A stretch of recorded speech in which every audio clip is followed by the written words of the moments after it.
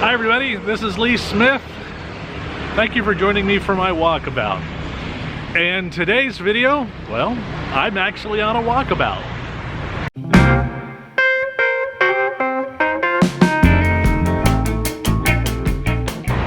In a previous video, I walked east from my apartment, walked until I hit the beach, then walked up and down the beach a little bit, kind of give you a feel for where I live.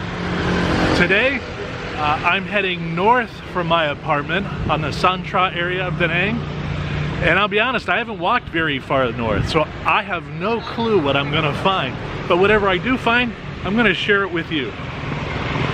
And where I'm walking today, it's not the typical touristy part of Da Nang. This is, local neighborhoods. It's where people live. So I hope today you're gonna get a real feel for how, or at least you'll get to see how Vietnamese people live. Typical neighborhoods, not landmarks, not beaches. You'll get to see what it's like for the local folks here in Vietnam. Alright, a couple things you're not gonna see me shoot today. You're not gonna see me shoot government buildings because in the People's Republic of Vietnam, it is not encouraged to shoot pictures of government buildings. And at first you might think, well, that seems kind of harsh. We have freedoms in the United States. Well, if you think about it, if you took a camera up to a courthouse or if you took a camera to a military base, well, they probably wouldn't be too thrilled about it there either. So, it is a communist nation, but the rules here, a lot looser than, say, China. I could still get access to YouTube.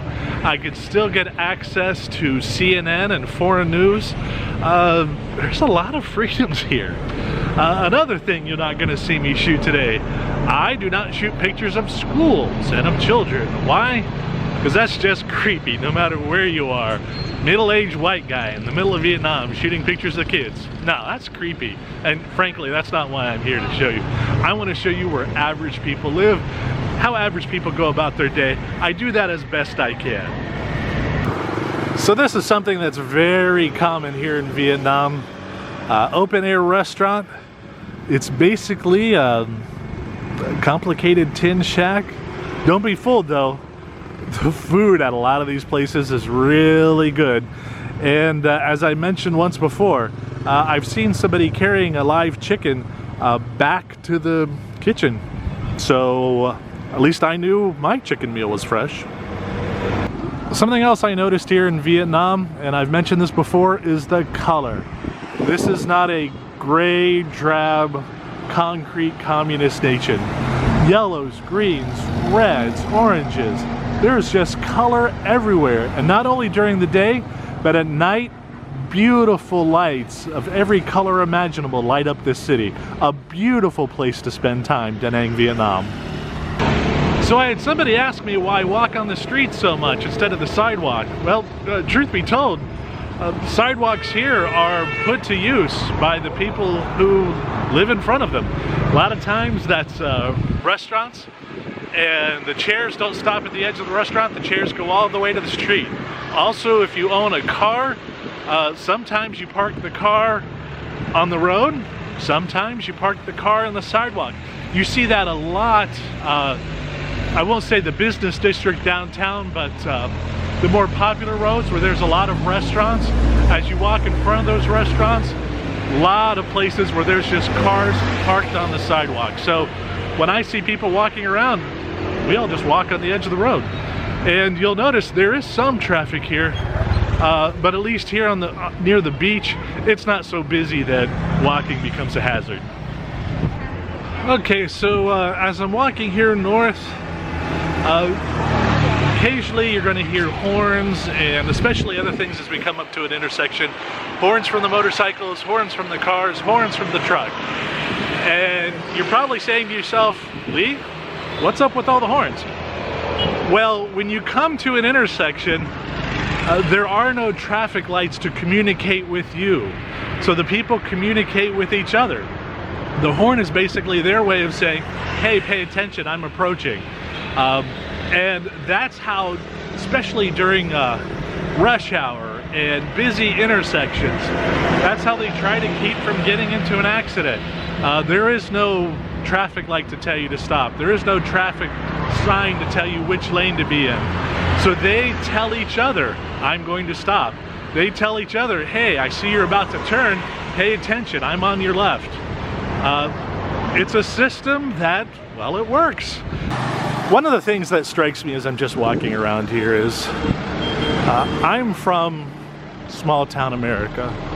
Grew up in Westerville, Ohio. Been to places like Bucyrus, Ohio, and Mansfield, Ohio. And one of the things you often see are the old growth trees lining the streets, people out in front of their homes, smaller restaurants. This is a very foreign land, but there are things that do remind me a little bit of home. And as I walk north in Da Nang, I get a little bit of that small town feel. And I wonder if the people who live here have that same feeling. Do they know their neighbors? Do they try to support local businesses? Something I think about. As I'm walking, I'm not terribly concerned about bringing water with me. There's always little shops like you see behind me. You can always find something to drink. Water, Coke, Pepsi. Cost me about 50 cents. So if you do decide to go for a little bit of a walkabout, unless you're going in the mountains or something, don't sweat it. There's always some place to get something refreshing to drink. As I've said before, there's constant construction going on in Da Nang. Not just large buildings, but small buildings like this one.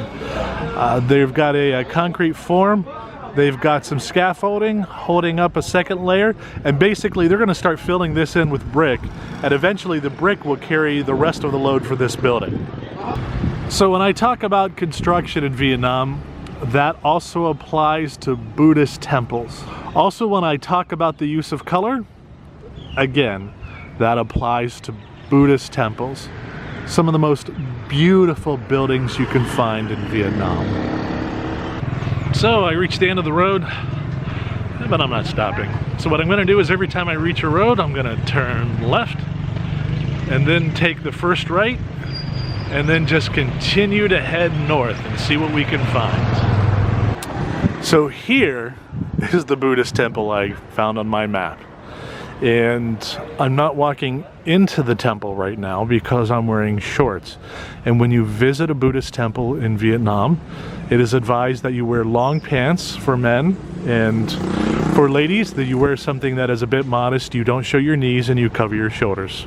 It's just a sign of respect, and I respect their tradition. So I'm here on the street, but I'm not stepping into the temple. I'll do that later when I've got some decent clothes on. Right now I'm wearing shorts. As is my tradition in Vietnam, I am lost. And frankly, as I've said before in another video, I don't care.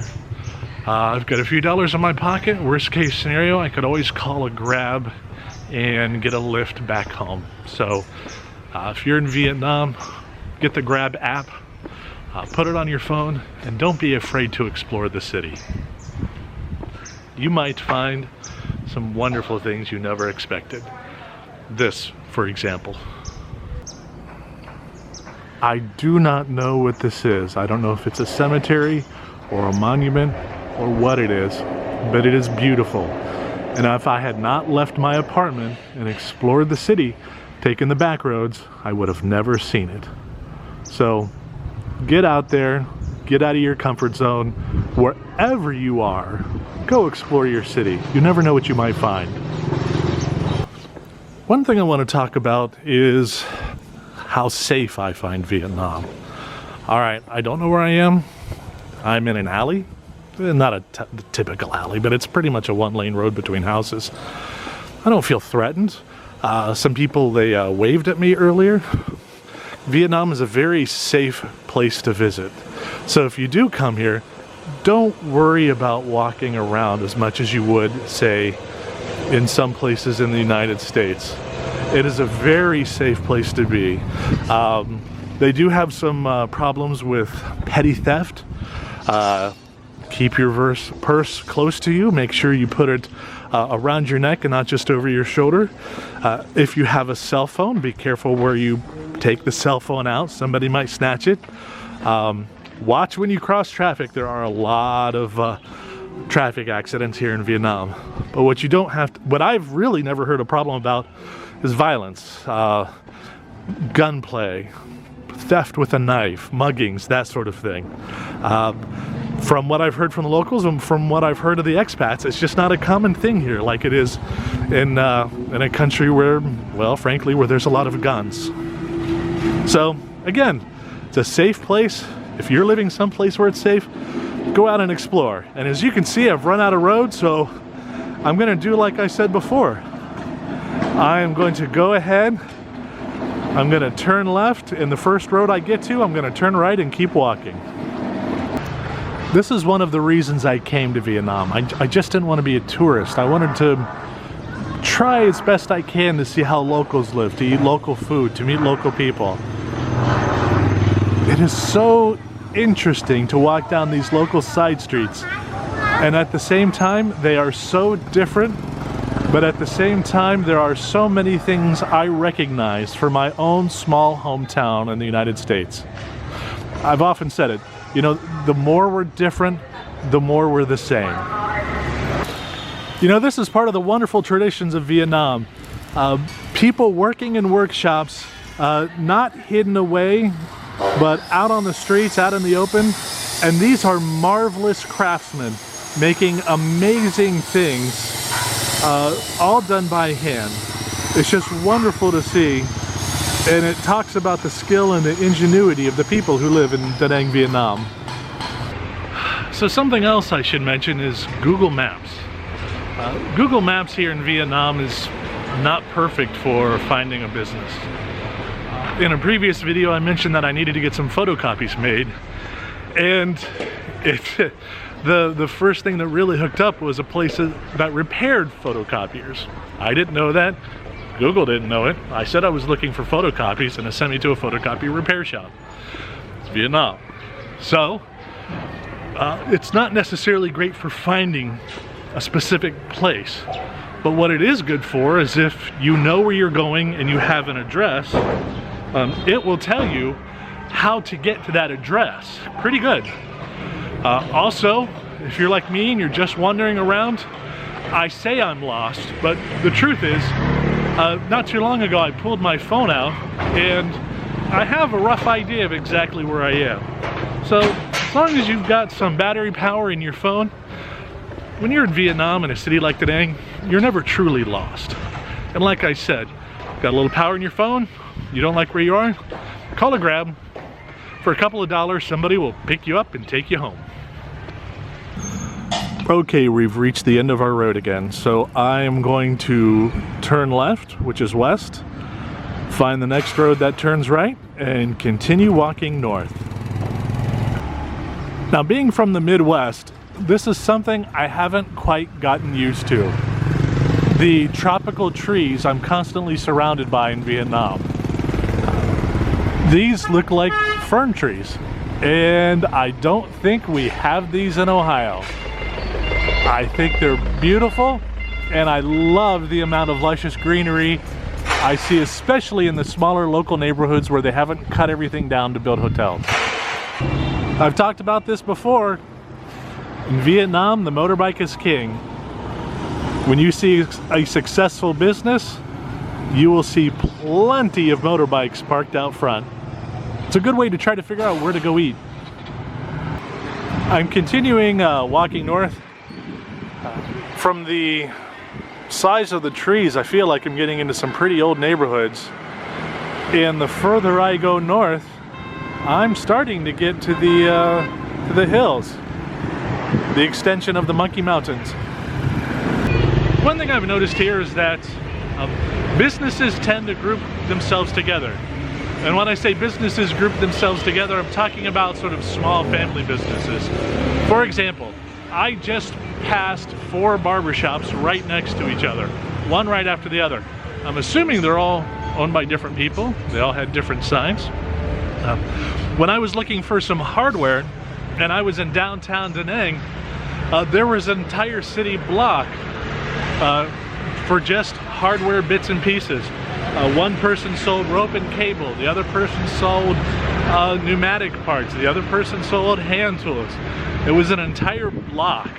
And if you're The trouble is finding that block, because it was really difficult for me. When I did a Google search for hardware, I ended up, for some reason, the first place it took me to was a place that sold beauty supplies, and then the second place it took me to was a place that sold screen doors. But then when I finally found hardware, I found all the hardware. And people, as I've said a million times, very friendly. So when I was looking for, I asked the first person, I said, I'm looking for blank. They basically said, I had to show them a picture of what I was looking for, and then they pointed around the corner. I used Google Translate a little bit, and I finally got to where I was going. Now, speaking of Google Translate works okay. It turns what they say into sort of a pidgin English. Pronouns get screwed up, everything gets a little weird. And I'm assuming it turns everything that I say into pidgin English.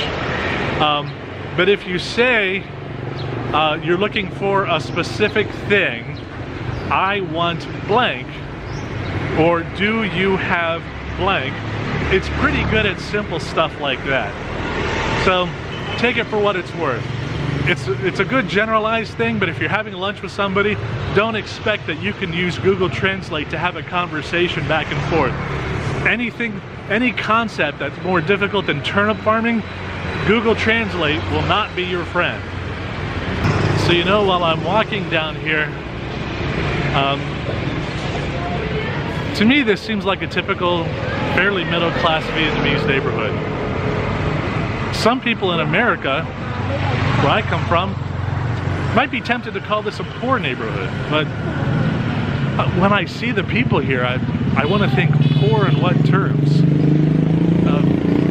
A lot of these, when I go to houses of my Vietnamese friends, I don't see laptops, I don't see giant 46-inch televisions,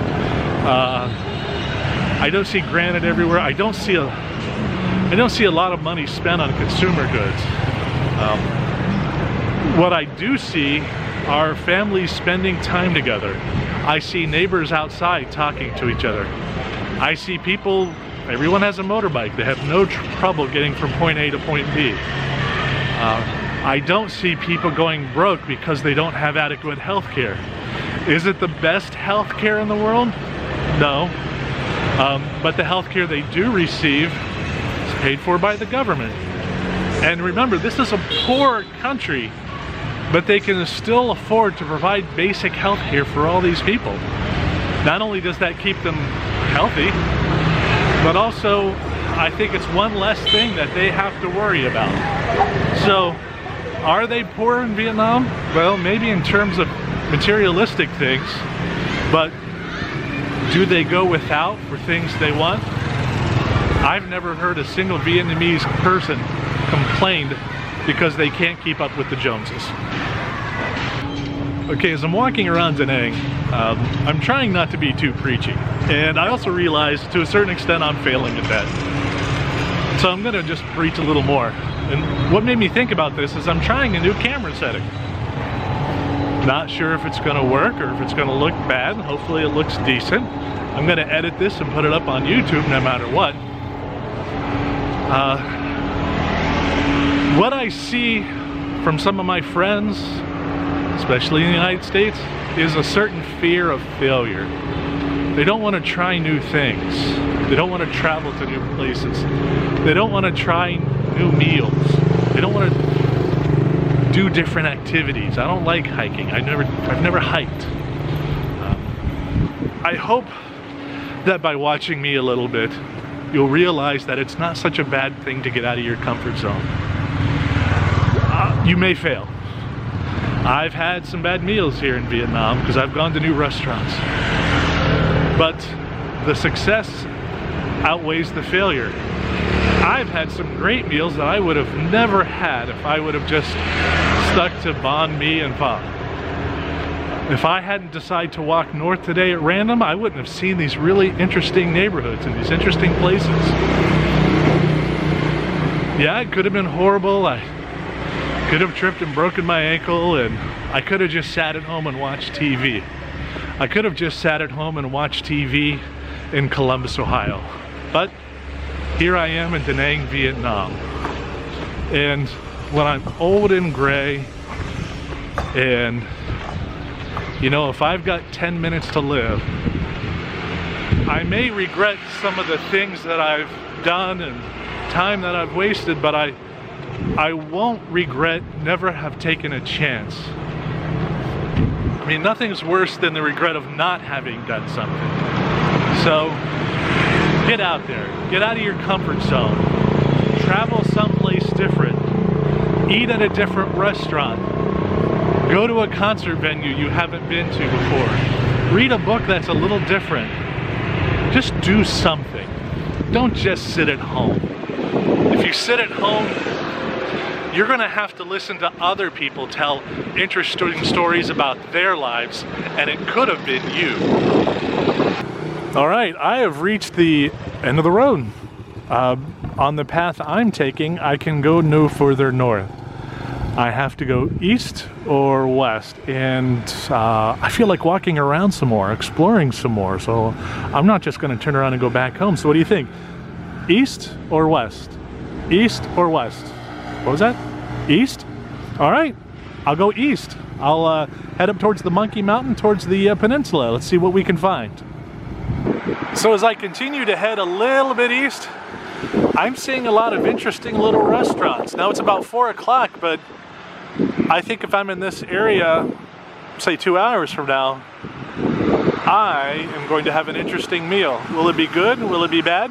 Who knows? But I guarantee you, it's going to be interesting. Okay, so I'm at a little bit of a crossroad here. There's this road right in front of me. If I take this road north, it kind of curves up and over, and then it just heads towards a big, not terribly interesting bridge. If I head this way, it takes me through a little residential area, and then I see some twisty road, I think heads up into the mountain. Which path do you think I'm gonna take? Well, you're damn right. I'm gonna go try to find that twisty road, see if I can get to it, and see if I can go up into the mountains a little bit. So here's a roundabout, and it is just some beautiful green space.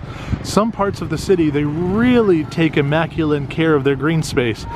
And are these little miniature palm trees? I don't know what they are, but I'll be honest, it's about 5 feet tall, and it's absolutely adorable. And then off here to the right, you can see, I am not necessarily in a very, what I would call important part of town. It's off the beaten path a little bit. But beautiful, immaculately cared for green space. Really makes for spending time in the city of Da Nang very, very enjoyable. Okay, before you may have heard me talk about the construction methods they use for buildings here in Vietnam. In the United States, we would put up a frame, and then we would put up 2x4s, and we would frame it with 2x4s. We would then put drywall on it. And then once the drywall, that's it. And if you knock on the walls of an American building, they sound a little hollow because they are hollow. Here, and I don't know why, but I've seen this before, they'll put up a subframe of concrete and rebar. They'll put brick up for the walls instead of using 2x4s to frame them. And instead of putting on drywall, they'll put a sort of a plaster over top of it. And I could tell you that's how my apartment was constructed.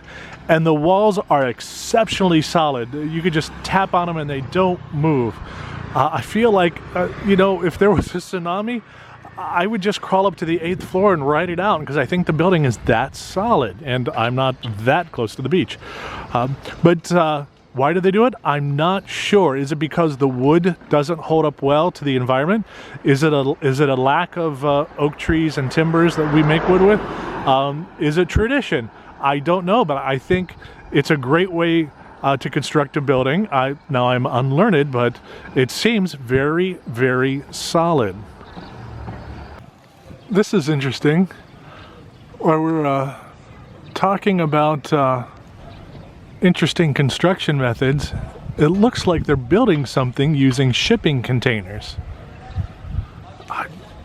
You know, Vietnam, nothing goes to waste. Okay, so here we are. I'm not off the beaten path. There is no path. I have really gotten to the outskirts of Da Nang. This is really interesting. A lot of green, not a lot of buildings, obviously. The sun is setting. It's about 4:30 p.m. where I am, and right across this little river here is that road I was talking about that sort of gets twisty and goes to the left. So let's walk down that road a little bit and see where it takes us. I was about to turn on this road that's twisty, and I saw this sign, and it says People's Committee of Santra District in English, and then it has like an arrow that goes from blue to yellow and maybe one time red. And I'm like, well, what does that mean? Does that mean mosquitoes or malaria, or this is how pleasant the sunshine is, or this is the chance of monkeys stealing your lunch? I had no idea. So I had to Google it so I didn't do something stupid or wander into danger. And basically this sign talks about the chance of forest fires. So I know we have these in the United States in some parks where they talk about how dry it is and the chance of a forest fire, and obviously they have the same concerns here. So, hello! So I'm just starting up that road that I was talking about, the twisty road that heads up into the hills a little bit. And one thing that strikes me is for the last roughly 2 hours, I've been walking through the city, and a lot of horns, a lot of construction noise. I'm getting a little bit of that here, but I'm hearing a lot of bugs. I'm hearing forest noises. I'm hearing noises I associate with nature, and it's really, really a nice change of pace from the last 6 weeks I've spent living in the more developed sections of Da Nang, Vietnam. Alright, at this point I think I'm going to stop and turn around. What I'm doing right now is more or less just walking uphill in a humid jungle, and I've lost any breeze I had. But this has been a great adventure. I've walked for about 2.5, 3 hours. I've seen some interesting places. I saw a Buddhist temple. I saw something that looked like a shrine, or wasn't a cemetery, but looks like a memorial. And I spent just a little bit of time in the middle of the jungle in Vietnam. I think you can even hear it around me. It's really fascinating. So I'm gonna go back, walk down the hill, and eat at one of those interesting restaurants I saw. And I hope you've enjoyed this. I really appreciate you watching this video. And if you have any questions, or there's something in Da Nang, Vietnam you'd like me to explore, please leave a comment below. Thanks for joining me.